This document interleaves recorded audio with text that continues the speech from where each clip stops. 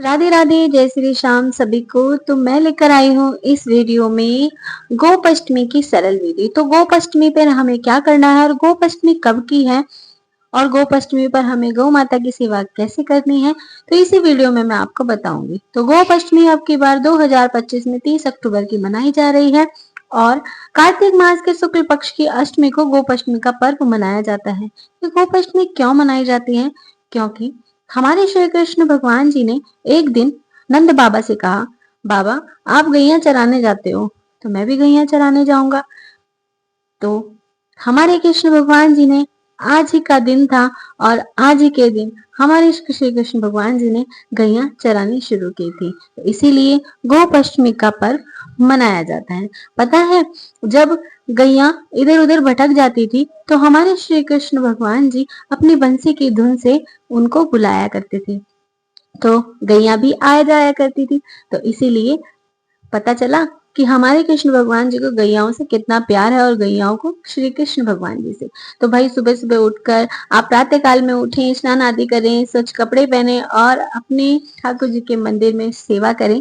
और गौ माता की सेवा कैसे करनी है तो वो भी मैं इस वीडियो में ही आपको बताऊंगी। तो हमें एक पाटा रख लेना है और उस पर स्वच्छ कपड़ा बिछाना है और एक पात्र ले लेना है जिससे हमें सात्विक बनाना है और यहाँ पर हम अपने ठाकुर जी का स्नान कराएंगे। तो ठाकुर जी का स्नान कैसे कराना है? हमें कच्चे दूध से, गौ माता के कच्चे दूध से स्नान कराना है। अगर आपके पास में कच्चा दूध अवेलेबल नहीं है, कोई बात नहीं, आपके पास में जो भी दूध हो उसके कच्चे दूध से आप स्नान कराएंगे और ठाकुर जी को सुंदर सुंदर से प्यारे से वस्त्र पहनाएंगे। तो हमारे ठाकुर जी को वस्त्र सुंदर सुंदर पहनाएंगे, उनका सुंदर सा श्रृंगार करेंगे और उसी थाल में आप गैया मैया को भी स्नान कराएंगे। तो गौ माता चाहे आपके पास में किसी भी धातु की हो, चाहे वो पीतल की हो, चाहे वो मार्बल की हो, तो आप किसी भी धातु की गौ माता आपके पास में विराजमान हो ठाकुर जी के पास, तो उनका स्नान आप करा सकते हैं। वैसे तो अगर आप अपने मंदिर में करना चाहें तो मंदिर में भी कर सकते हैं। अगर आप चौकी बिछाकर करना चाहते हैं तो आप चौकी बिछाकर भी गौ माता की सेवा कर सकते हैं, पूजा कर सकते हैं, क्योंकि ये सरल विधि है। और वैसे चाहे तो आप गौशाला में जाकर भी पूजा कर सकते हैं।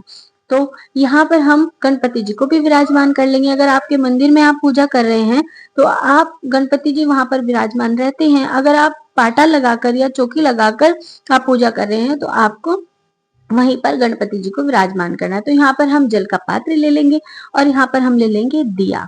तो यहाँ पर हमने एक प्लेट में दिया लगाया है और उसको प्रज्वलित किया है। कहते हैं अग्नि हमारी पूजा की साक्षी होती है, तो हमें सबसे पहले दिया प्रज्वलित करना है। फिर हम यहाँ पर आचमनी कर देंगे और यहाँ पर हम तिलक लगाएंगे दिए को जो हमने प्रज्वलित किया है।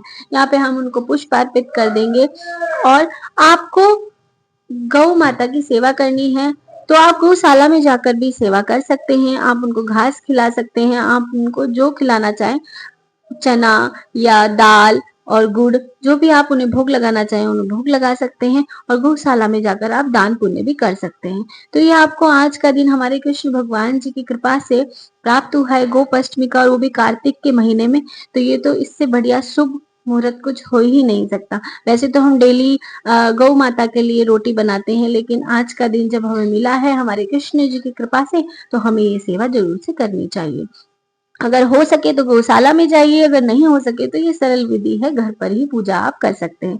तो वैसे तो गौ माता को मेहंदी के बिंदिया लगाई जाती हैं, लेकिन मैंने मेहंदी की बिंदिया नहीं लगाई है, तो मैंने यहाँ पर रोली और चंदन से तिलक किया है गौ माता को। तो आप गौ माता को और उनके बछड़े को भी तिलक करेंगे, उनको भी भोग लगाएंगे और उनको भी पुष्प अर्पित करेंगे। तो यहाँ पर मैंने कलावा अर्पित किया है, पुष्प अर्पित किए हैं गणपति जी को भी और गौ माता को भी। तो यहाँ पर हम गौ माता को पुष्प अर्पित कर देंगे और यहाँ पर हम भोग लगाएंगे। जो भी आपके पास में अवेलेबल हो, जो आप भोग लगा सकते हैं, वो आप भोग लगाएंगे। तो मैंने यहाँ पर ड्राई फ्रूट्स का भोग लगाया है। अगर आपके पास फ्रूट हो, कोई कुछ भी हो, तो आप भोग लगा सकते हैं। वैसे गौ माता को चने की दाल भिगोकर उसका भोग लगाया जाता है और गुड़ का भी भोग लगाया जाता है। तो मेरे पास में पतासे थे तो मैंने पतासे का भोग लगाया। अगर आप हो सके तो आप गौशाला में जाकर चूड़ी बिंदी ये सब दान जरूर से करके आना चाहिए। आपको दक्षिणा भी दान करनी चाहिए, क्योंकि दक्षिणा के बिना तो पूजा अधूरी है। तो ये सब चीज आप गौशाला में जाकर दान कर सकते हैं। फिर आप उनकी आरती उतारेंगे। जो भी आपको कान्हा जी की या गौ माता की आरती उतारनी है, आप आरती उतार सकते हैं। और आरती उतारने के बाद आपको जो भी समायाचना मांगनी है वो ठाकुर जी से आप समायाचना मांग सकते हैं। तो यहाँ पर हम आरती करेंगे। तो आपको अगर ये वीडियो अच्छी लगे तो मुझे लाइक शेयर कमेंट जरूर से कीजिएगा। मेरे चैनल पर आप नए हैं तो सब्सक्राइब कीजिएगा, बेल आइकन बटन को प्रेस करना मत भूलिएगा। तो यहाँ पर हम आचमनी कर देंगे और आचमनी करने के बाद धूप दीप दे देंगे ठाकुर जी को। और जो भी आपने सब कुछ किया है वो उसको दान करना है। राधे।